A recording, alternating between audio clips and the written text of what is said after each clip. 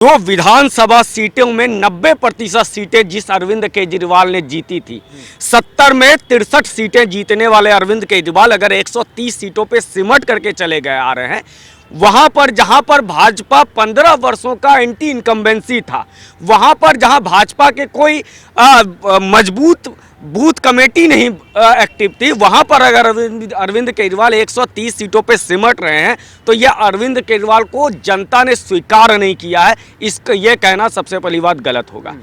आप अभी 2020 के चुनाव का एनालिसिस कीजिए और भाजपा के 15 वर्षों का एमसीडी चुनाव का एनालिसिस कीजिए। 15 वर्षों के रहने के बाद और जैसा ये आरोप लगा रहे थे अरविंद केजरीवाल कि भ्रष्टाचार है एमसीडी में, एमसीडी ने काम नहीं किया, कूड़े का पहाड़ नहीं है।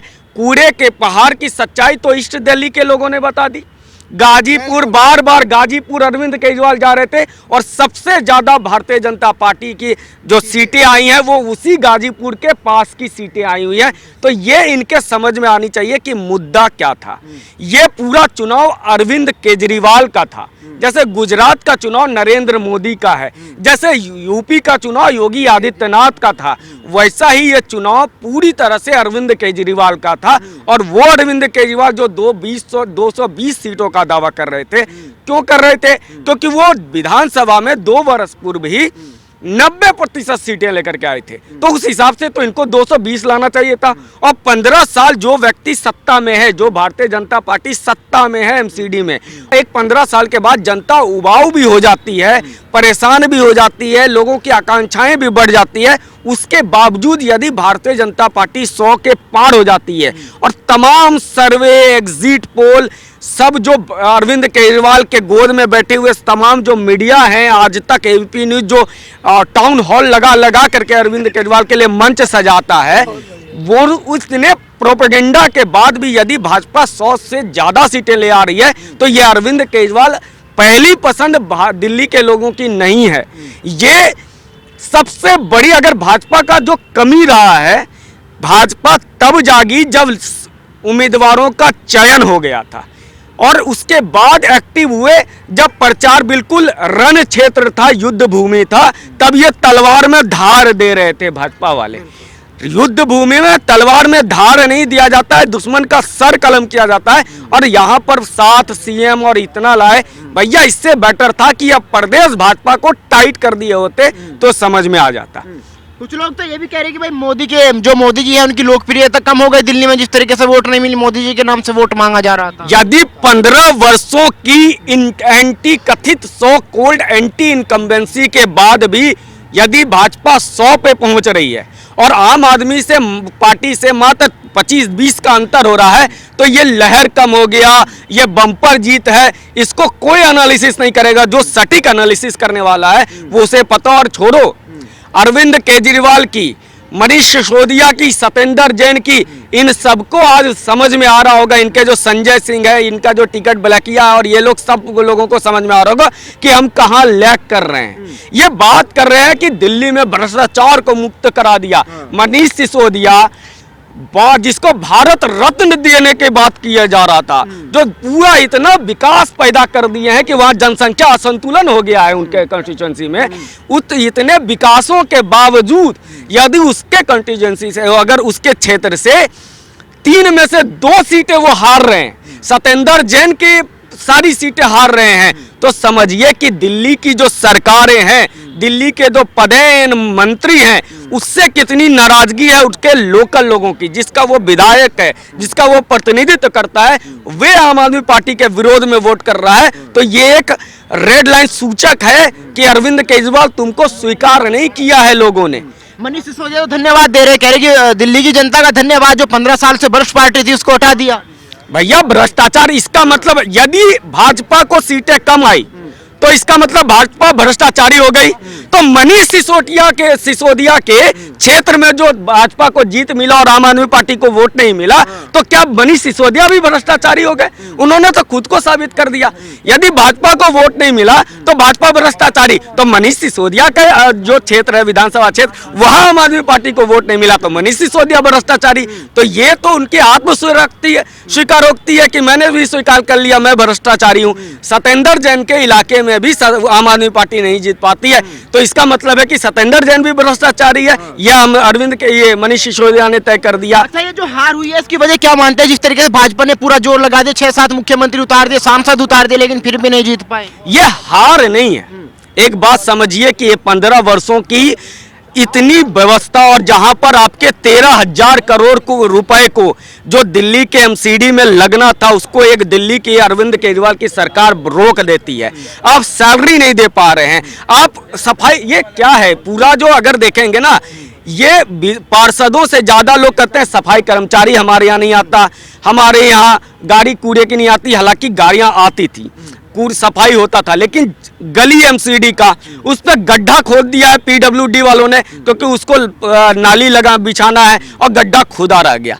आप दिल्ली में अभी जाएंगे, पिछले 6 महीने में कई ऐसी गलियां हैं जिस पर कभी गैस लाइन, अच्छा गैस लाइन की पाइपें बिछ रही थी, अभी जो केंद्र सरकार ने आईजीएल की गैस लाइन घर घर में पहुंचा दिया। लोग आज भी अपना गैस ऑन करके एचजीएल का जो गैस पाइपलाइन घर घर में बिछा है, उसमें लोग खाना बना रहे हैं। पिछले 2 दिन से हमारे यहाँ तो बिल्कुल बना रहे हैं। अब उन परिस्थितियों में यदि भाजपा 100 सीटें ला रही है तो इसको हार नहीं कहेंगे, लेकिन एक बात है कि ये जो दिल्ली के भाजपा कमेटी है, प्रदेश कमेटी है, भाजपा हमेशा से पूरे देश में यदि जीतती है तो एक एग्रेशन और एक माहौल के साथ जीतती है, और उसके पीछे जो सबसे बड़ा तंत्र होता है वो है बूथ कमेटी, पन्ना प्रमुख।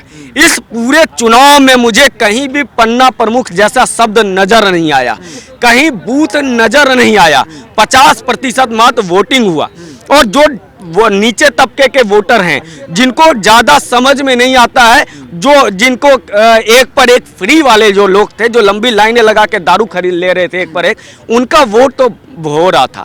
लेकिन जो मध्य वर्गीय और निम्न मध्य वर्गीय और उच्च वर्गीय जो भाजपा का परंपरागत वोट है, उसको निकालने के लिए भाजपा की प्रदेश कमेटी ने कोई योजना ही नहीं बनाई थी। अच्छा, आपको नहीं लगता जिस तरीके से बीजेपी के पार्षद थे, अपने नाम पर कोई वोट नहीं मांग रहा था, मोदी के नाम पे वोट मांग रहे थे, सवाल ये उठता है कि मोदी के नाम से कब तक वोट मांगेंगे और कब तक लोग वोट देंगे मोदी के नाम से?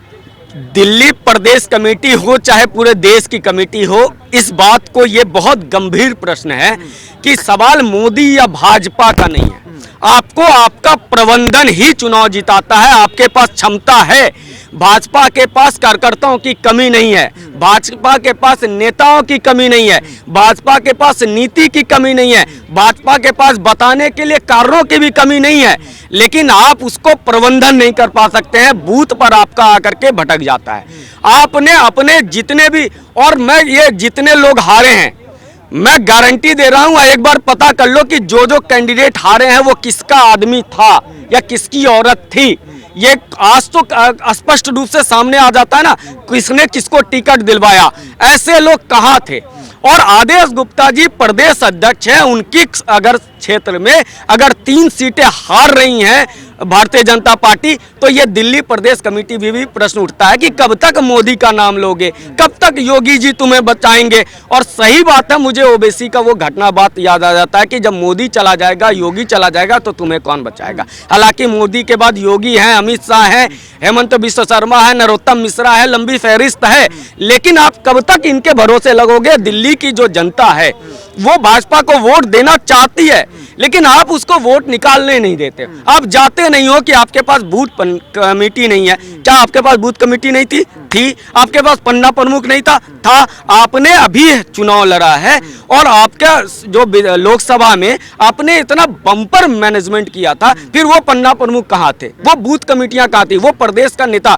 आज भाजपा के समर्थक और भाजपा के कार्यकर्ता और भाजपा के नेता सब राष्ट्रीय स्तर के नेता बन गए। उनको उनके मोहल्ले में कौन वोट कर रहा है, कौन वोट डालने निकला नहीं निकला, इससे फर्क नहीं पड़ता। उन्हें राष्ट्रीय में पाकिस्तान में हमको सरकार बना लेंगे, ये जो सोच है भाजपा की, ये खत्म करना पड़ेगा, तभी ये जीतेंगे। क्योंकि ये कहीं से भी ये वोट भाजपा के विरुद्ध वोट नहीं है, यह आम आदमी पार्टी के विरुद्ध वोट है। क्योंकि जो सरकार इतनी स्ट्रांग थी और 220 सीटों पे आज उनका पार्षद जीता था, अगर विधानसभा के चुनाव की बात करें, वहां 130 पे सिमट रही है, तो यह अरविंद केजरीवाल के खिलाफ विरोध है। लेकिन भाजपा की लचर व्यवस्था थी कि मात्र 20-15 वर्षों के बाद अगर 20 का मार्जिन है, तो यह भाजपा की रणनीति की गलती है, भाजपा के मैनेजमेंट की गलती है, यह अरविंद केजरीवाल का समर्थन नहीं है। यह हमेशा अरविंद केजरीवाल के लिए एक मतलब सोचने की है कि अब तुम्हें काम करना पड़ेगा। तो क्या लग रहा है जिस तरीके से केजरीवाल को समर्थन मिला, क्या 2024 में भी ऐसा समर्थन मिलेगा जब लोकसभा का चुनाव होगा? मैं बार बार कह रहा हूं कि अरविंद केजरीवाल को समर्थन नहीं मिला है। ये भाजपा के लचर बूथ मैनेजमेंट था और अरविंद केजरीवाल के विरोध जब ऑप्शन नहीं था तो वो 130 सीटें गए हैं, भाजपा से बहुत बड़ा मार्जिन नहीं। जैसे अगर 220 सीटों पे जीतने वाला अगर 130 सीटों पे सिमट रहा है आम आदमी पार्टी, तो यह अब अरविंद केजरीवाल के लिए नहीं है, मैं बार बार कह रहा हूँ। दूसरी बात 2024 की बात है, मैं यही तो कहता हूँ कि जब राष्ट्रीय मामला आता है तो सारे लोग कहते हैं कि केंद्र में मोदी अच्छा है, हम किसी को नहीं जानते, हम मोदी को जानते हैं। और दिल्ली में नरेंद्र मोदी जी आए नहीं थे और आना भी नहीं चाहिए था। नगर निगम चुनाव में यदि प्रधानमंत्री होकर के चुनाव कैंपेन कर रहे हैं तो डूब मरने की बात है दिल्ली प्रदेश अध्यक्ष को, डूब मरने की बात है दिल्ली के प्रदेश प्रभारी को, और डूब मरने की बात है दिल्ली के संगठन मंत्री को, और डूब मरने की बात है ये जो ट्विटर पे लाखों फॉलोअर वाले जो नेता हैं उनके डूब मरने की बात है कि अगर प्रधानमंत्री यहाँ आकर के आपके लिए प्रचार करता है। मुख्यमंत्री का एक हो चुके, अरविंद केजरीवाल खुद मुख्यमंत्री था, भगवंत मान मुख्यमंत्री था, इसके सारे पंजाब से और कहाँ से कार्यकर्ता आए हुए थे। तो यहाँ पर 7 मुख्यमंत्री का आना ठीक था और जहां जहां आए हैं वहां पे चुनाव जीता है। लेकिन ये पूरी अगर 2024 की बात करें तो वो चुनाव देश के लिए बात होता है, आंतरिक सुरक्षा, बाह्य सुरक्षा, विकास, भारत की आर्थिक गति के लिए बात होता है और नरेंद्र मोदी फैक्टर होता है। वहां पर किसी की दाल नहीं गलने वाली है। और आप इसी को कन्वर्ट कर दो ना, आप यदि कन्वर्ट कर दो अभी के परिणाम, तब भी 4 सीटों पे भाजपा जीत रही है, बिना चेहरे के, बिना मैनेजमेंट के, बिना बूथ कमेटी के, बिना पन्ना प्रमुख के, बिना नरेंद्र मोदी के। तो आप इस बात को समझिए 2024 का ये कोई इंडिकेशन नहीं है। ये इंडिकेशन अरविंद केजरीवाल के लिए है कि जनता आपको अस्वीकार कर रही है। आपको जो पूर्ण बहुमत की 70 में 63 मिल रहा था वो अब नहीं मिलेगी आपको। अब वो जो 8 सालों का विज्ञापन था इससे जनता ऊब चुकी है। आप दूसरों पर भ्रष्टाचार की बात कर रहे थे, आपके जितने मंत्री भ्रष्टाचार के मामले में फंसे हुए हैं वहां की जनता और वो विधायक अपने मनीष सिसोदिया जहां का विधायक है वहां की जनता मनीष सिसोदिया से खुश नहीं है, इसीलिए वहां पे भाजपा जीत रही है। सत्येंद्र जैन के इलाका में भाजपा जीत रही है और ऐसे कई ऐसे जगहों पर है जहां इनके बड़े बड़े नेता हैं वहां जीत रही है अगर भाजपा। तो इस बात को समझिए कि ये अगेंस्ट था केजरीवाल के और 2024 नरेंद्र मोदी फैक्टर है। वहां पर बूथ मैनेजमेंट और पन्ना प्रमुख जैसी चीजें हो जाती है और जनता बाहर आती है। इस चुनाव में आप देखो ना 50% वोट हुआ है, जनता नहीं आया। और जनता की जब मैं बात कर रहा हूं तो वो मध्य वर्गीय, उच्च मध्य वर्गीय, निम्न मध्य वर्गीय और उच्च वर्गीय, ये 4 फैक्टर ऐसे हैं जो नहीं निकला था वोट डालने के लिए। इसलिए आज आम आदमी पार्टी 20 सीटें भाजपा से ज्यादा लेके आई है। इससे ज्यादा की क्षमता है ही नहीं अरविंद केजरीवाल की। आप आखिरी सवाल जैसा ही कह रहे हैं कि मेयर बीजेपी का होगा, क्या लग रहा है? देखो भाई, अब जो व्यक्ति ने 1 करोड़, 1.5 करोड़, 2 करोड़ रुपया में अरविंद केजरीवाल को दे करके टिकट खरीदा है, उसे पता है कि दिल्ली में पार्षदी में उसको सब्ज बाग दिखा के अरविंद केजरीवाल ने 1 करोड़, 2 करोड़, 1.5 करोड़ रुपए में टिकट तो बेच दिया। लेकिन अब दिल्ली पर केंद्र सरकार की निगाह है कि भ्रष्टाचार करोगे तो सत्येंद्र जैन के तरह तुमको जेल में डाल देंगे, तुम भ्रष्टाचार करोगे तो तुम्हारे घर पे सीबीआई पहुंच जाएगी। अब वे फंस चुके हैं। अब वे लोग जानते हैं कि अब हम करेंगे क्या। और ऐसे लोग जो कभी आम आदमी पार्टी के विरोधी थे और वो अगर जीत करके आए हैं उसका क्या ठिकाना है, वो कहाँ जाएगा। और दिल्ली नगर निगम में तो कोई वो नहीं है कि आपको पार्टी में बंधना ही है। तो भैया वो हो सकता है कि भाजपा के साथ चला जाए, क्योंकि उनको भी पता है कि अगर मैं काम नहीं करूंगा, अरविंद केजरीवाल के विधायकों के नाम पर आप बता दीजिए विधायकों ने काम किया हो, फ्री बिजली फ्री पानी आज अगर बंद हो जाए ना तो जो लोग कहते हैं अरविंद केजरीवाल बहुत काम किया है वो कल गरियाने लगेंगे। सच्चाई यही है। इसलिए जो विधायक कह रहे हैं, इनका जो पार्षद आज बना है वो तो कहेगा यार हमारे यहाँ तो काम होगा नहीं, क्योंकि अरविंद केजरीवाल काम नहीं करता है, ड्रामा करता है। इसका कोई मॉडल आज तक समझ में नहीं आया लोगों को मुफ्त के अलावा। तो वो काम जब नहीं कर पाएगा तो जनता उसको गरियाएगी। इसलिए वो हमेशा चाहेगा कि जो काम करने वाली पार्टी है हम उसके साथ जाएं, वो भाजपा के साथ जाएगा। और वहाँ पे चूंकि अब अरविंद केजरीवाल बुरी तरह फंस चुके हैं।